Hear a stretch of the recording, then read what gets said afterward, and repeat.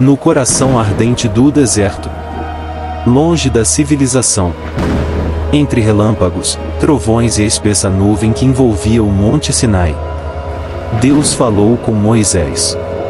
Ali, no topo do monte, onde o chão tremia sob os pés, e a voz do Senhor ecoava como trovão, Moisés recebeu uma ordem que mudaria a história do povo de Israel. Construa uma arca. Não seria uma simples caixa, mas um trono terrestre para o Deus dos céus. Um sinal visível da presença invisível. Um símbolo de poder, juízo e misericórdia. A Arca da Aliança. Feita com madeira de acácia, incorruptível. Revestida por dentro e por fora com ouro puro. E sobre ela, 2 querubins esculpidos em ouro maciço, com asas estendidas, cobrindo o propiciatório. O trono de Deus entre os homens. Mas o que havia dentro da arca? As tábuas da lei, escritas pelo dedo do próprio Deus. Mandamentos eternos, gravados em pedra, lembrando ao povo que a santidade caminha à frente deles. Um vaso com o maná do deserto. Pão celestial. O alimento milagroso que sustentou Israel por 40 anos. Testemunho da provisão divina, mesmo em tempos de escassez. E a vara de Arão, que floresceu. Um pedaço seco de madeira, que diante da rebelião do povo, deu flores e frutos, como sinal claro de que Deus escolhe e confirma os seus. Após o deserto, a arca foi à frente do povo na travessia do rio Jordão. Assim que os sacerdotes que a carregavam tocaram a água com os pés, o rio parou. As águas se dividiram como no Mar Vermelho. E o povo de Israel atravessou o leito seco, como a terra prometida. A arca abriu o caminho. Dias depois, ela voltaria a ser protagonista de um milagre. Jericó. Cidade fortificada, muralhas intransponíveis. Mas o Senhor não escolhe a lógica. Ele age com mistério e poder. Por 7 dias, a arca foi levada em procissão ao redor da cidade. Sacerdotes tocavam as trombetas. O povo caminhava, em silêncio. No 7º dia, 7 voltas. E então, um grito. Um som ensurdecedor ecoou pelos céus. As muralhas caíram. Não por força humana, mas pela presença da arca do Deus Todo-Poderoso. Com a terra conquistada, a arca encontrou repouso em Siló. Ali, foi estabelecida como o centro de adoração, o coração espiritual de Israel. Os sacerdotes ministravam ao seu redor. O povo buscava respostas. E a glória do Senhor ainda se manifestava. Mas a arca era mais do que um objeto sagrado. Ela era um lembrete constante. Deus estava no meio do seu povo, guiando, provendo, julgando e perdoando. Hoje, a arca permanece envolta em mistério. Seu paradeiro, desconhecido. Mas sua mensagem ecoa até os nossos dias. Deus não habita em templos feitos por mãos humanas, mas deseja fazer morada nos corações que o buscam, com reverência, fé e temor. O tempo passou. O povo de Israel esqueceu o temor. E a presença de Deus passou a ser tratada como um amuleto. A Arca da Aliança foi levada para o campo de batalha contra os filisteus, em Ebenezer. Mas o coração de Israel estava longe do Senhor. E naquele dia, a derrota foi amarga.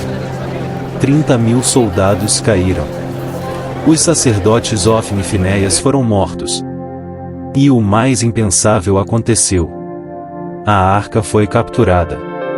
O trono de Deus nas mãos de um povo pagão. Mas os filisteus não sabiam que não se pode aprisionar o Santo dos Santos. A arca foi levada para Asdod e colocada no templo de Dagon. E ao amanhecer, Dagon estava caído diante dela. No dia seguinte, estava em pedaços. Pragas, tumores, morte. Por onde a arca passava, calamidades vinham. As cidades clamavam: tirem isso de nós. A presença de Deus, sem reverência, é destruição. Aflitos, os filisteus decidiram devolvê-la. Colocaram a arca em uma carroça nova, com ofertas de ouro em forma de tumores e ratos, guiada por vacas que nunca haviam sido treinadas. A arca retornou sozinha. Destino: Kiriat Jearim. Lá ficou, por anos, esquecida, mas viva. Até que surgiu um rei segundo o coração de Deus: Davi. Ele desejava restaurar a glória de Israel. E a arca precisava voltar ao centro. Jerusalém. Com danças, instrumentos e louvor, o rei Davi trouxe a arca em meio à grande celebração. Mas não sem temor. Uzá tocou a arca, e caiu morto.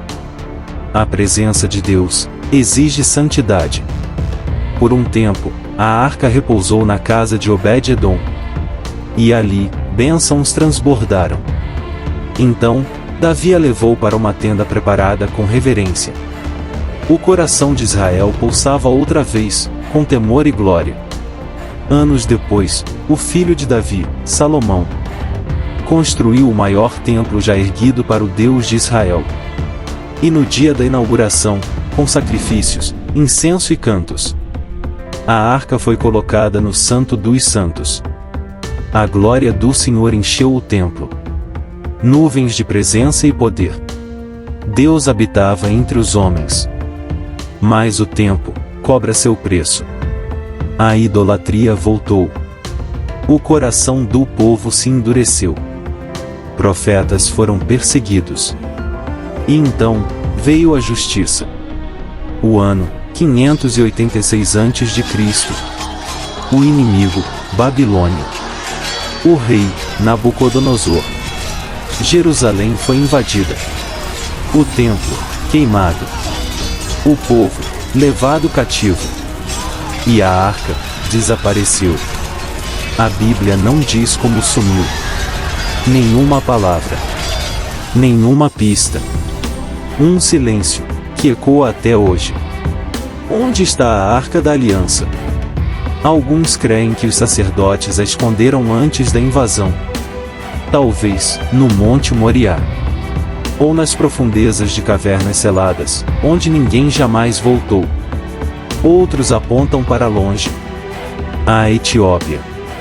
Antigas tradições dizem que a arca foi levada para Aksum, guardada por monges em um templo onde ninguém, além de um único guardião, pode entrar.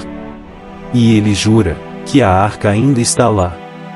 Outros creem que foi destruída, ou levada como espólio para os palácios de Babilônia. Derretida, esquecida, ou perdida para sempre. Mas há ainda um eco profético. No livro de 2 Macabeus, disse que o profeta Jeremias, guiado por Deus, escondeu a arca numa caverna no Monte Nebo e selou a entrada, com a promessa de que ela será revelada no tempo certo.